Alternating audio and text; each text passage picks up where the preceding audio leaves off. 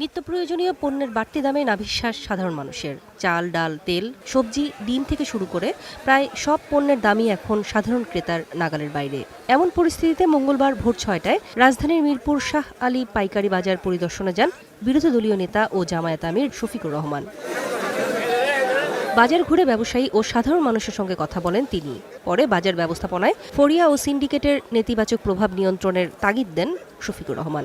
মাঝখানে জ্বালানি সমস্যা ছিল, তার সাথে চাঁদার যন্ত্রণা ছিল, এই দুইটা মিলেই বাজার অস্থির হয়। এটাও আমরা জানি যে ঘাটে ঘাটে সিন্ডিকেট, এখানে যে দোকানগুলো আছে দোকানগুলো স্বস্তিদায়কভাবে যারা ব্যবসা করে তারা পায় না। এখানেও দখলদারিত্ব আছে, এখানেও নীরব চাঁদাবাজি আছে, কিন্তু মুখ ফুটে কেউ কথা বলতে চায় না। এ সময় নিত্যপণ্যের মূল্য তদারকিতে সরকারকে কার্যকর পদক্ষেপ গ্রহণের আহ্বান জানান তিনি।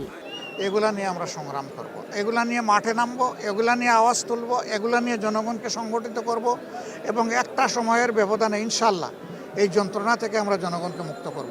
জনগণের জন্য বাজার পরিস্থিতি সহনীয় করতে সংসদে এবং সংসদের বাইরে বিরোধী দল সোচ্চার ভূমিকা রাখবে বলেও জানান বিরোধী দলীয় নেতা শফিকুর রহমান। নূরে জান্নাত, স্টার নিউজ, ঢাকা।